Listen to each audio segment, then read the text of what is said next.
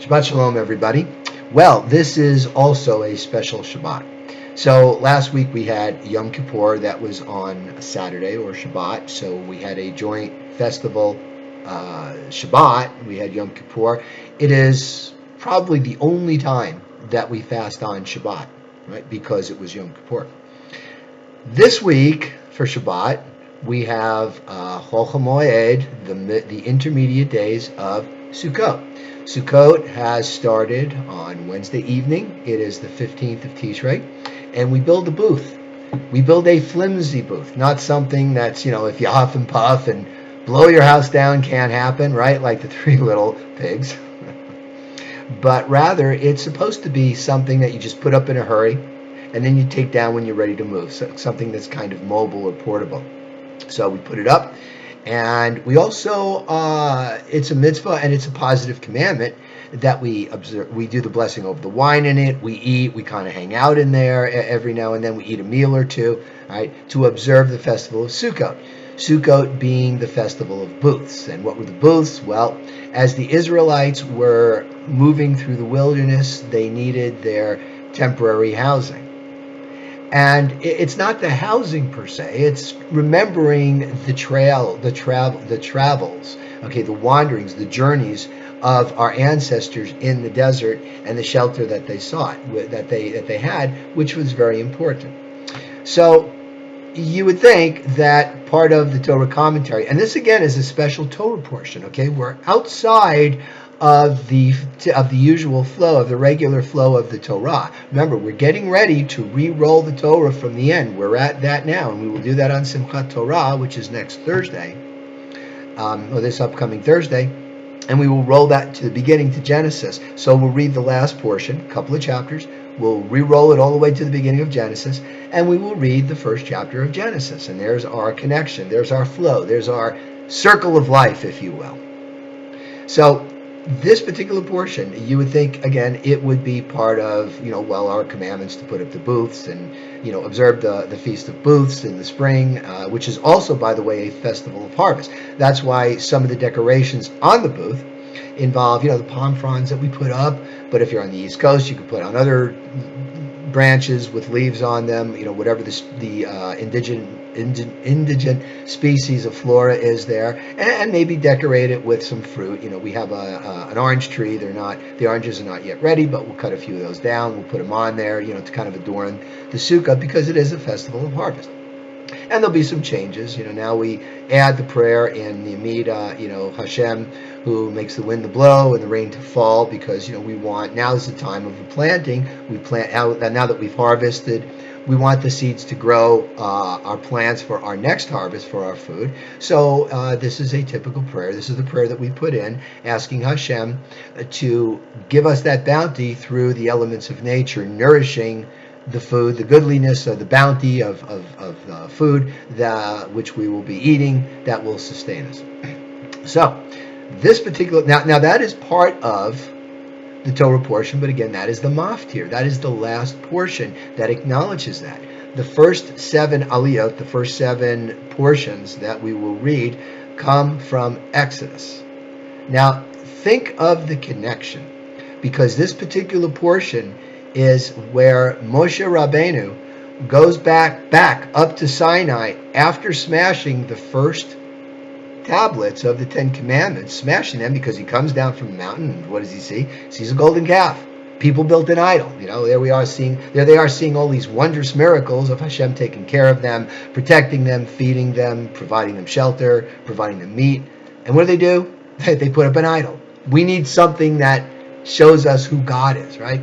Moses smashed the first tablets, stone tablets, in anger. The Levites made quick work of the offending Israelites, and now Moshe is going back up Sinai for another 40-day confab or communion with Hashem. So this is a little different. First of all, Hashem tells Moshe, carve out the tablets for yourself. All right, this will not be written with the finger of God. This will be hammered, chiseled out by Moshe. Actually, I should go this way. It's interesting. People wonder, why does Hebrew go from right to left instead of left to right, the way English and all the Western alphabets go? Well, I heard a very practical reason for that. Where did they do most of the writing? All way back then, 3,000-4,000 years ago, they wrote in caves, right? They chiseled it out. All right. If you're chiseling this way, you're gonna hit your thumb. Look at where my thumb is, right? You're chiseling, you're gonna hit your thumb. So they figure they go this way. Write the alphabet this way. Go from right to left. And it's interesting because if you're looking at advertising and marketing, if you're marketing to people in the Western culture, and you put up a page, where do people start scanning a page? They scan up there, right? Up the upper left-hand corner of the page. So whatever advertising you're doing should start there and work its way down kind of this way. I've never heard or I've never checked whether in Israel they start here and go down, but I would imagine they would. All you got to do is look at a Hebrew website.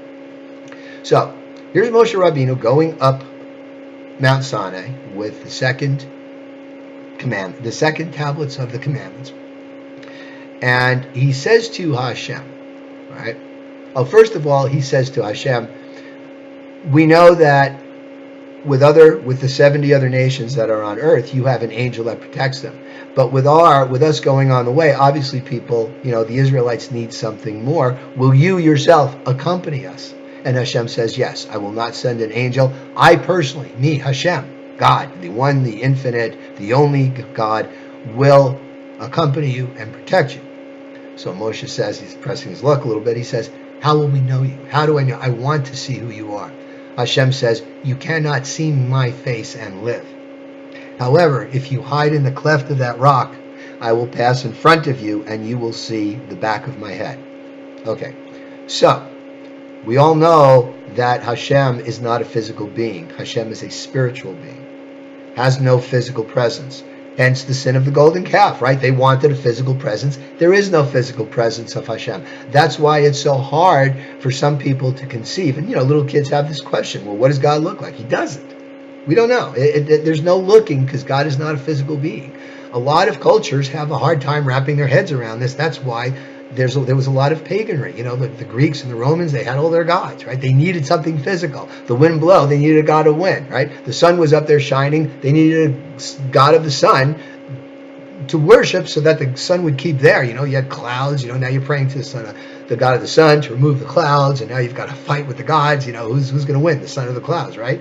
And that's the way paganry was. So they had to engage in all these different things, these rites that they thought would appease the gods, some which were kind of simple, praying to a tree like the Asherah tree. Athereth. I don't know if I'm pronouncing it right, but it's based on the Babylonian goddess Asherah. Or some people would go so far as human sacrifice. It was really pretty horrible. So passing by God's presence, he's seeing the back of his head. All right. So what does that mean? We're not seeing the full effect of Hashem. We're seeing the effect of what Hashem does. We're seeing what he has done, what miracles he has wrought. See, so the back of his head, what he has done.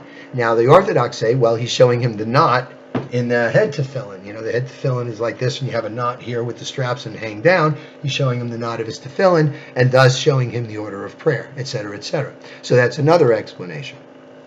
But whatever it was that Hashem showed Moshe, it was a spiritual demonstration, maybe a demonstration of faith, right? Something like that, but it was not physical. The next thing he says is, these are my attributes. He shows him the 13 attributes. Now, we just got done with Yom Kippur, where we stood and we recited the 13 attributes. Adonai, Adonai, Elchanu, gracious and merciful, kindness to 1,000 generations, delivering vengeance only to third or fourth, which is another issue. But it's all about mercy, and that's why we recite and repeat those particular attributes on Yom Kippur, and now we're reciting them again. Now you're thinking, okay, well, Yom Kippur has ended. Why are we still involved with these attributes? Well, guess what? Being sealed in the book of life, as we talk about in the Eilah, the last main service of Yom Kippur, right, it doesn't necessarily end with Yom Kippur. We've still got a little bit of leeway. We've still got a little bit of time. And that time comes until Shemini Atzeret, which literally means the 8th day of assembly, and it is the last day of Succoth. So you've still got some time, right? This offer, we've extended this offer, right? Up until Shemini Atzeret, which is a week from the beginning of Sukkot, before Shemini Atzeret, before Simchat Torah, to really get in there and really start repenting and really start teshuvah, that return to HaShem. So we also talked about, while we're on this, we have a couple, like less than a minute left. Let's talk about the word sin. Somebody asked me, what does sin mean? All right. The Hebrew word for sin is chatat. It's one of those ancient Hebrew words. They start out with 2 letters, and then they had the third. They added the third letter, which was in many cases a repetition of the second letter, chatat. Chatat means omission. All right. Means diminishing. What are we diminishing? What are we omitting? What is the sin of omission? Well, guess what? We forgot to obey the commandments. That's what a sin is. You sin when you ignore the commandments. And people say, well, gee, is there a manual for life? Yes, there is. We call it Torah. So I wish you happy Succoth, happy holiday, good Yontif. It's still Yontif. Shabbat Shalom. And thank you once again for listening.